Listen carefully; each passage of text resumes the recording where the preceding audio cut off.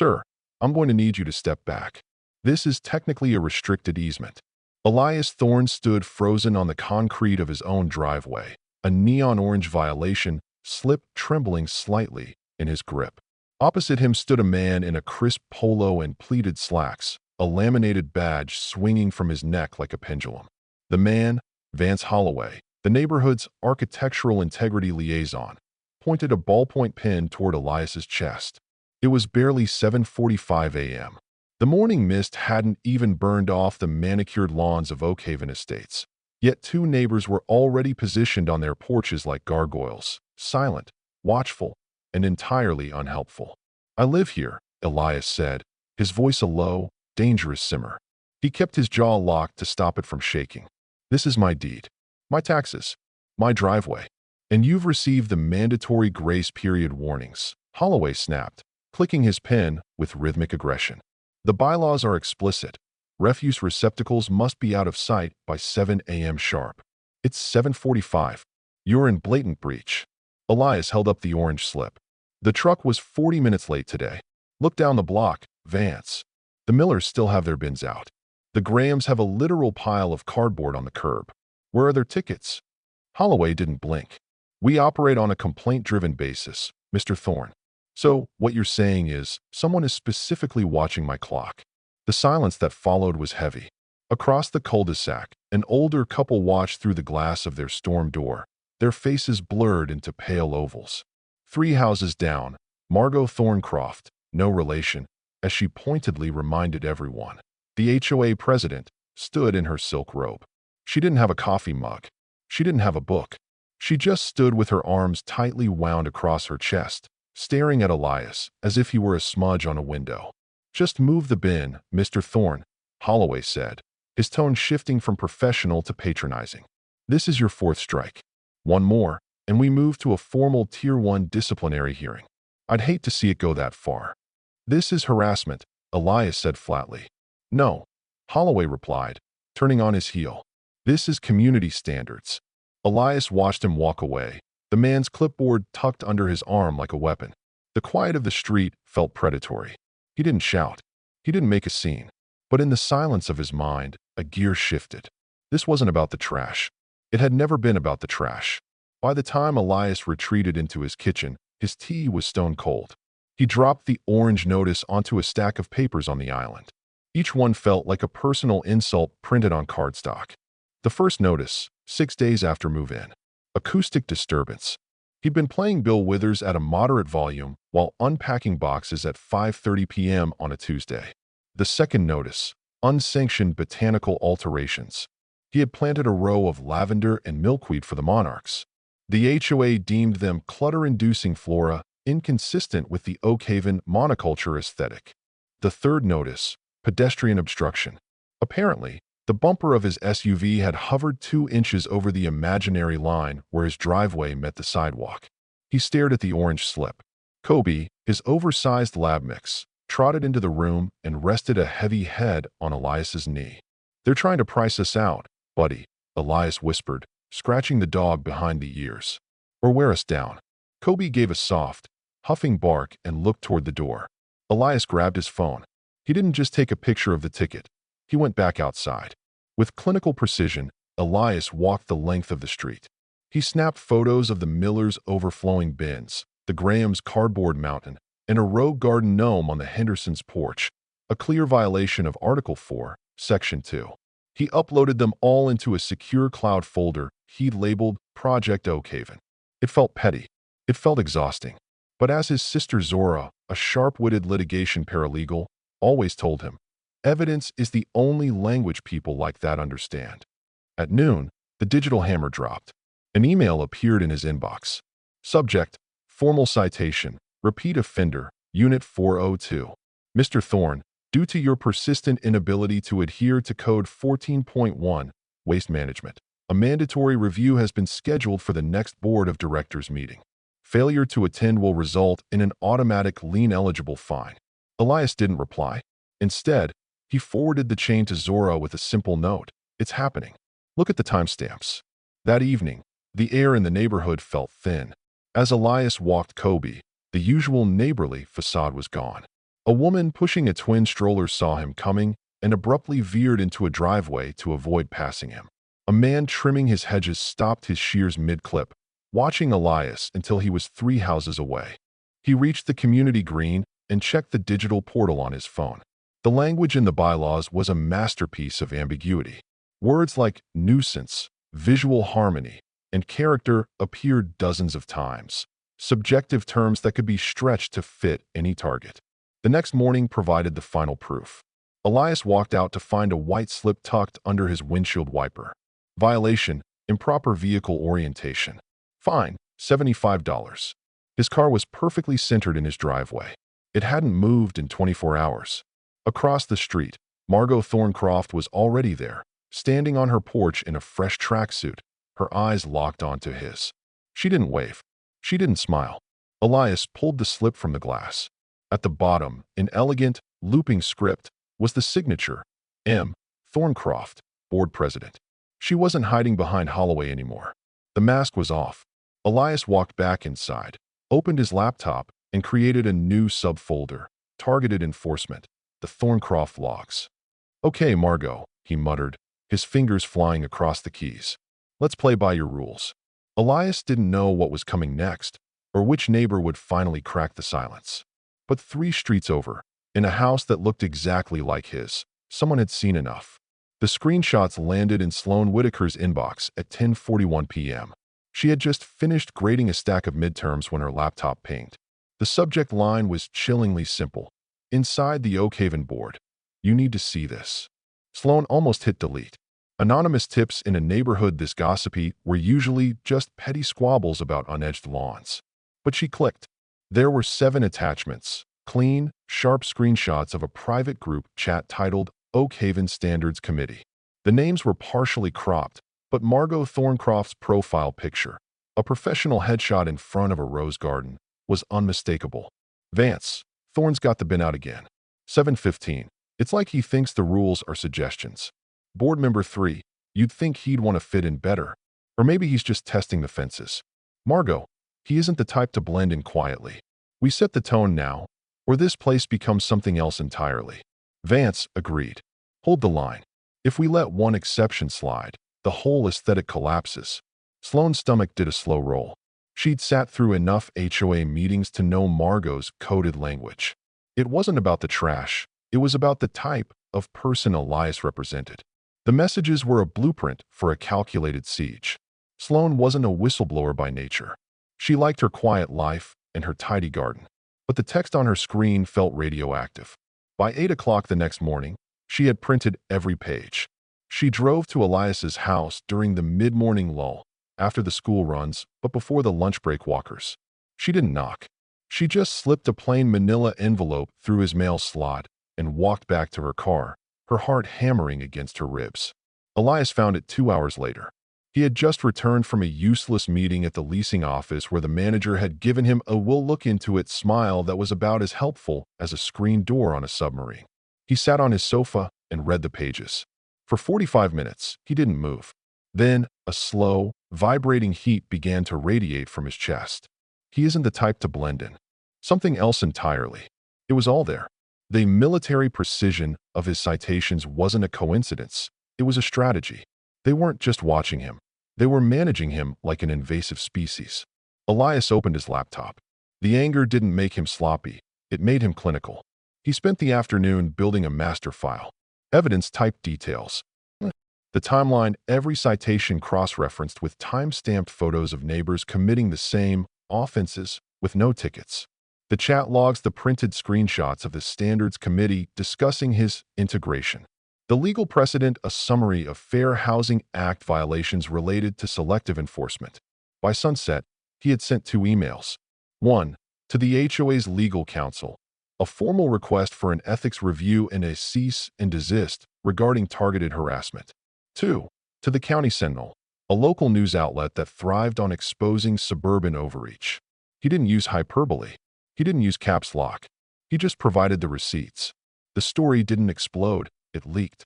It started with a whisper at the mailboxes. Then, a post appeared on the private neighborhood Facebook page. Does anyone know why the board is being investigated for civil rights violations? The post was deleted within 20 minutes, but the fire had already caught. 2 days later, the County Sentinel ran the headline. The cost of blending in. Oakhaven HOA accused of targeted harassment via leaked chats. Inside the neighborhood, the atmosphere curdled. People who had previously crossed the street to avoid Elias now looked at their feet when he passed. The silence wasn't quiet anymore. It was heavy with the weight of things unsaid. Margot Thorncroft called an emergency executive session. It was meant to be closed door, a circle the wagons moment for the elite. Elias didn't wait for an invite. He put on his best suit, grabbed his tablet, and walked toward the community center. He wasn't going there to complain. He was going there to preside. As he walked, he noticed something. 3 houses down, the Millers had moved their trash bins inside. 2 houses over, the Hendersons' garden gnome was gone. The neighborhood was terrified of the very rules they had used as a weapon. The meeting room in the Oakhaven Estates clubhouse smelled of lemon disinfectant and bottled-up resentment. It was Saturday morning, just past 9 a.m., and every folding chair was taken.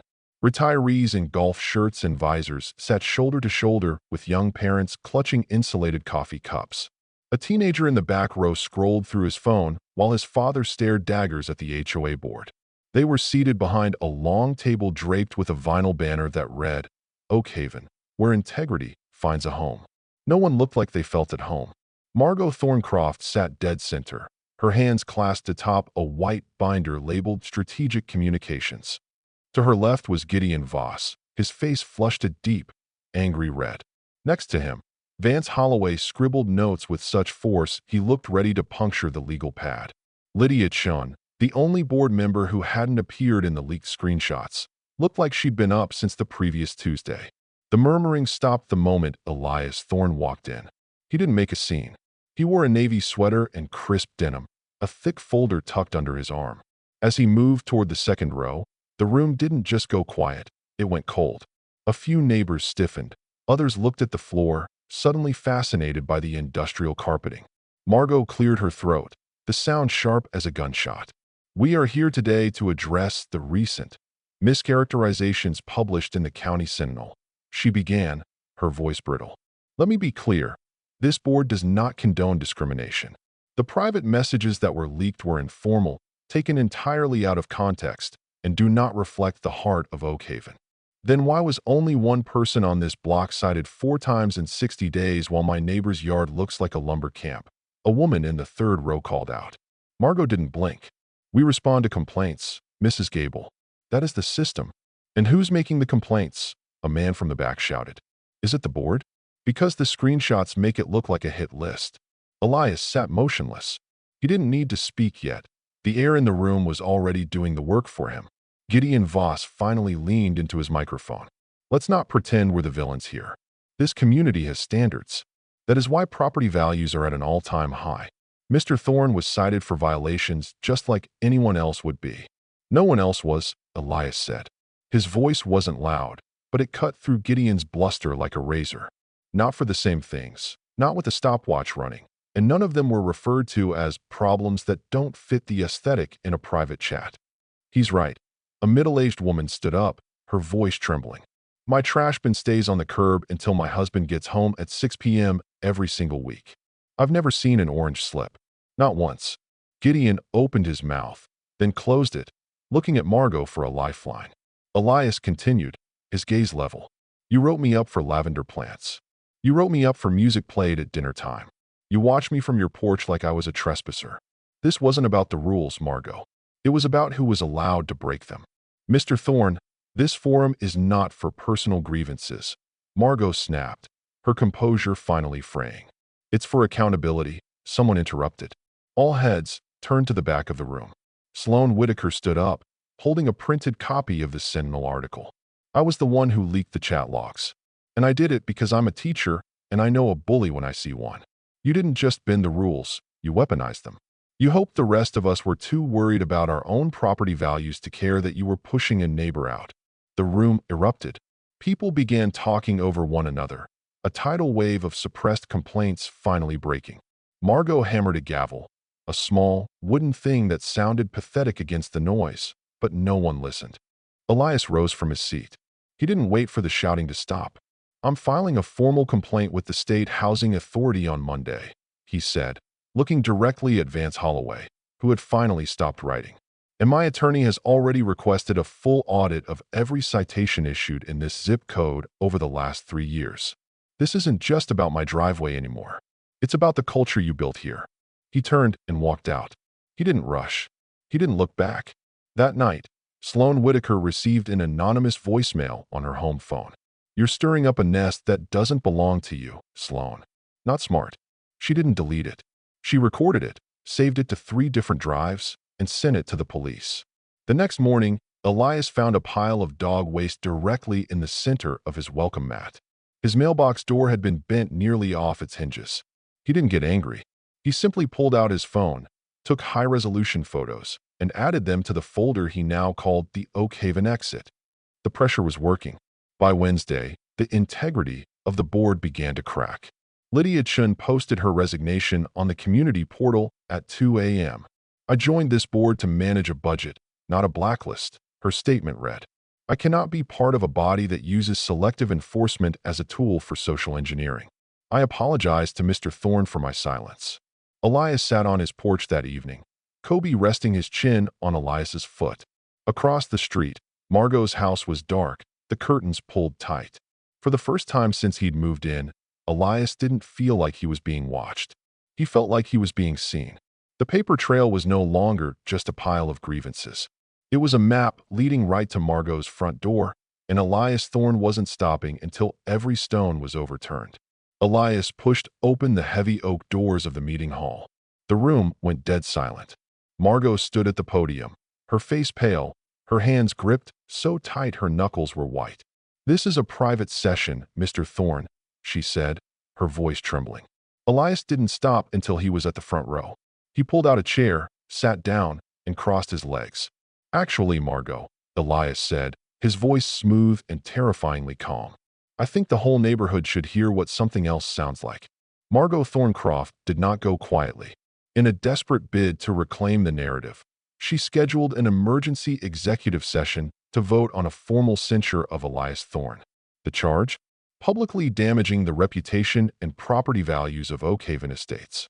It was a classic strongman tactic, but the foundation was already rotting. When the vote was called, 3 of the newer residents on the subcommittees, people Margot had handpicked for their reliability, abstained. The silence of those 3 hands staying down rattled her more than a vocal protest ever could. Then came the killing blow. It wasn't an email from Elias or a tweet from Sloan. It was a formal petition from the Abernathysts, the elderly couple across the street who had spent months watching the drama unfold from behind their storm door. They weren't activists, they were traditionalists, and they were horrified. The Abernathysts submitted a demand for a full ethics investigation and the immediate suspension of the board's leadership. 17 households had signed it in under 4 hours. By Wednesday morning, a neon yellow notice was taped to every front door in the development. Emergency Community Assembly. Saturday, 10 a.m. Clubhouse. By 9:35 a.m. on Saturday, the clubhouse was at capacity. The air was thick with the smell of stale coffee and the kind of electric tension that precedes a lightning strike. People who usually only exchanged nods at the mailbox were huddled in rows of metal chairs, whispering in low, frantic tones. Elias stood outside the double glass doors for a moment, watching the tableau. He saw the board seated at the front behind a long table. Margot was in a sharp beige pantsuit, her face a mask of rigid composure. Gideon Voss was beside her, looking like a man waiting for a blindfold, while Vance Holloway obsessively straightened a stack of folders. Elias saw Sloan Whitaker in the third row. She had her laptop open and a smartphone set to record. She caught his eye and gave a single, firm nod. When Elias stepped into the room at 9:50, the murmurs died instantly. The sound of his boots on the tile was the only noise in the hall. He didn't look for a seat. He moved to the side wall and stood, arms crossed, his presence a physical weight in the room. Margot tapped the microphone. The feedback shrieked, making half the room flinch. "We appreciate the turnout," Margot began, her voice projecting a polished, brittle authority. "This assembly is in response to recent concerns regarding board communication. I want to be very clear. This board has always acted in the best interest of Oak Haven's integrity standards. We are volunteers, giving our personal time to protect your investments. No one is questioning your time, Margot. Elias's voice rang out, calm and terrifyingly clear. We're questioning your soul. A sharp intake of breath rippled through the room. Margot's eyes snapped to him, her pupils pinpricks. Mr. Thorne, this is a structured forum. If you have a formal, there is nothing formal about what you've done, Elias said, stepping forward. He held up his folder, not as a weapon, but as a ledger. I've lived in Unit 402 for 5 months. In that time, I have received more citations than the rest of this block combined. I've been fined for a trash bin out for 15 minutes. I've been fined for flowers. I've been fined for music played while the sun was still up. He held up the printed chat logs. And while I was paying those fines, you were in a group chat calling me a type. You were calling me a trend that needed to be managed. You didn't enforce the rules. You bent them into a cage. You made sure I knew I wasn't welcome, not because I broke the peace, but because I disrupted your aesthetic just by existing. A single, sharp clap came from the back. Then another. It wasn't a roar of applause. It was a steady, rhythmic acknowledgement of the truth. I wasn't the only one, Elias continued, pointing toward the rows of neighbors. I've spoken to families who moved out of Oakhaven last year because the pressure became too much. They didn't have the paper trail. I do. Margot's face went a sickly shade of gray. And what is it you want, Mr. Thorne? You want us to resign? To let the neighborhood descend into chaos over a few informal remarks? They weren't informal if they dictated policy. Sloan Whitaker stood up, her voice steady. You find people behind a curtain and expect the community to thank you for the order you provide. But the curtain is gone, Margot. We can see the strings. Gideon Voss leaned into the mic, his face purple. So what? He gets to grandstand, and we're the villains? We protect the property values. That's why you all moved here. Whose property values? Sloan countered. The kind where a white neighbor can leave a rusted trailer in their driveway for a month with a warning, but Elias gets a ticket for a parking angle? A man near the back, Mr. Henderson, stood up, his voice shaking. My kids skateboard on the sidewalk every day. They make a hell of a noise. I've never seen a fine. But when my nephew came to visit last month, someone left a note on my door asking if he was soliciting. I think we all know who wrote that note. Gideon looked like he wanted to vanish into his blazer. Elias looked around the room. He saw shame on some faces, relief on others, and a newfound fire in the rest. He turned back to the board. I've already filed a formal complaint with the State Housing Authority, Elias said, and I've spent the morning on the phone with a civil rights firm. But I didn't come here for a check. I came here because I want to live in my house without feeling like I'm being hunted by my own neighbors. Margot Thorncroft slowly stepped back from the microphone. The integrity banner behind her seemed to sag. She looked at the crowd, her constituents, and for the first time, she saw that she wasn't leading a community. She was presiding over a mutiny. By Monday, the Oakhaven portal was wiped clean of Margot's President's Corner updates. By Tuesday, the orange and white slips stopped appearing on driveways. The silence had returned to the neighborhood, but it was a different kind of quiet now. Not the silence of fear, but the stillness that follows a storm. Elias sat on his porch that evening, watching the sunset hit the lavender plants he'd refused to dig up. Kobe was asleep at his feet. A car pulled up, the Abernethus. The old man got out, walked up the driveway, and handed Elias a small, plastic-wrapped plate of lemon bars. Glad you stayed, son, the old man said simply. He didn't apologize for the months of watching. He didn't need to.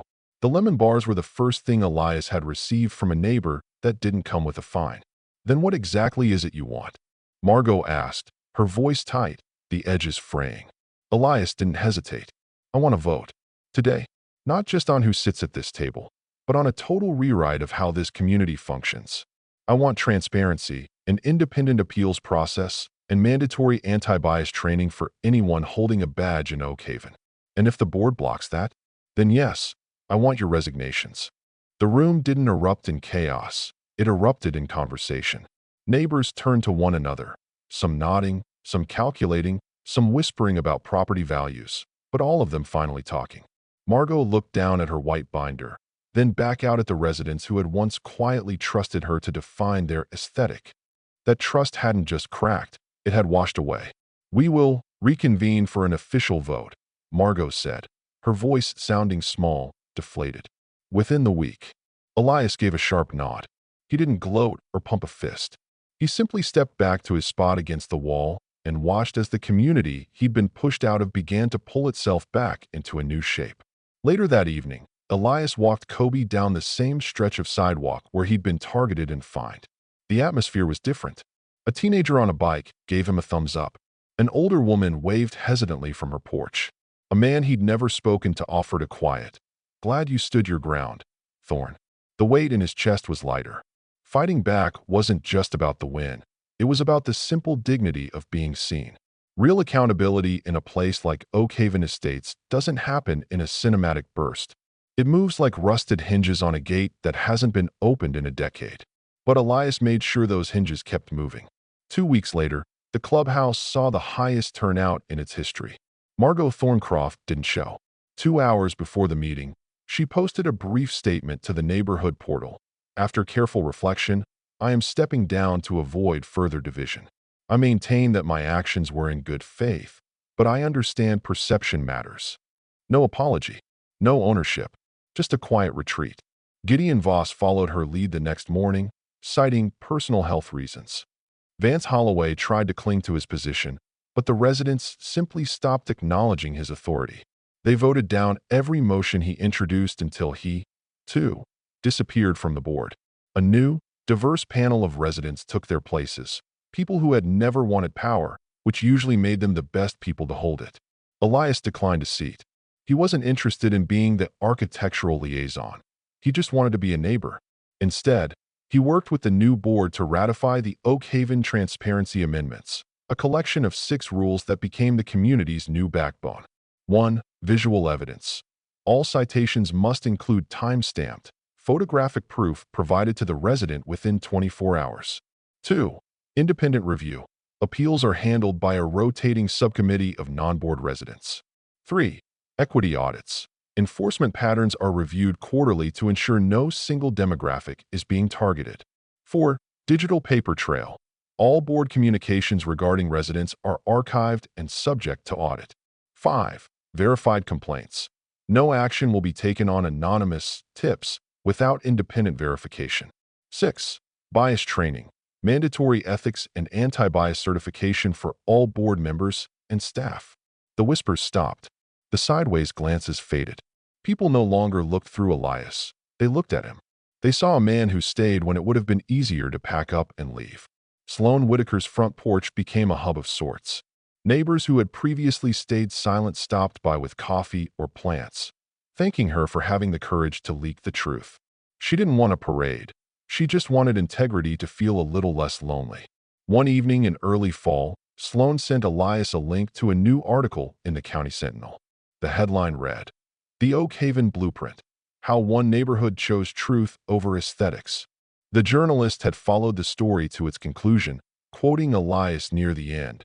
"You don't fight back because you think it'll fix everything overnight. You fight back because silence never has. When one person speaks up, it gives the next person permission to stop pretending they're okay." The quote circulated through HOA forums and neighborhood subreddits, sparking conversations in cul-de-sacs miles away. Elias still lived in Unit 402. He still walked Kobe every evening, but the tension that used to bunch his shoulders had unraveled. He sat on his porch longer. He waved more. And when a new family, a young couple with a toddler, moved into the house across the street, Elias didn't wait for a violation to occur. He walked over with a welcome basket and a copy of the new bylaws. He introduced himself, offered a hand with their boxes, and told them that in Oak Haven, they didn't just have rules, they had neighbors. The couple laughed, the sound bright and clear in the afternoon air. For the first time, Elias Thorne realized that Oak Haven finally sounded like a home. The new couple across the street, Marcus and Janelle, didn't just wave back. They already knew who he was. News in Oak Haven Estates used to travel through whispers of judgment, but now it moved through the gravity of respect. One Sunday afternoon, Elias returned from the store, his trunk full of groceries and his mind finally at ease. Taped to his front door was a plain, cream-colored envelope. There was no fine attached, no official letterhead, and no neon orange warning. Just a few lines of elegant, handwritten script. "You didn't just change the rules, Elias. You changed the way people here see. Thank you." It wasn't signed. He didn't need it to be. Some acknowledgments carry more weight in the silence they leave behind. He tucked the note into his pocket, scratched Kobe behind the ears, and stepped inside a house that finally felt like it belonged to him. A few weeks later, Elias sat at his desk in the spare room. The late afternoon sun spilled across the floor, highlighting the spot where the old HOA notices used to pile up. He opened a blank document on his laptop. He wasn't sure what the finished product would be, a memoir, a guide, or a warning, but he knew he had to tell the story right. He didn't just want to list the violations and the screenshots. He wanted to capture the quiet bruises of dignity, the way it feels to be watched until you start watching yourself. He wanted to document the weight of staying calm when every instinct screams to roar, the rage that is nowhere to go but inward, and the final, deep exhale that only comes when the system finally breaks. He titled the file, "The New Standards." It wasn't a manifesto or a speech. It was a record. And records matter because history doesn't rewrite itself. People do. If you followed Elias's journey to this point, you felt what he felt. You felt the sharp sting of betrayal, the exhaustion of trying to belong in a place that keeps trying to uninvite you with polite language and plastic badges. But you also felt the power of a single moment. One neighbor deciding to press record instead of looking away. One woman, Sloan, saying, "Not this time." One man, Elias, choosing to stay and speak when it would have been so much easier to run. Now, ask yourself, what would you have done if it were your neighbor being managed like a pest? What would you do if the person in the crosshairs was you? If this story resonated with you, if it made you look differently at the quiet systems of control around you, don't let the conversation stop here. Share the message. Pass this on to someone who lives behind gates in silence. Someone who's been watched too closely or written off too quickly. Reflect and comment. What part of this story reminded you of something you've seen, felt, or stayed quiet about? Stand up. Real change doesn't start with a board meeting. It starts with a neighbor who decides to be an ally. If you want more stories like this, real ones, raw ones, the kind that expose the cracks in the system to let the light back in, then stay tuned. Because as Elias Thorne learned, the truth doesn't just outlast the denial. It outlives it.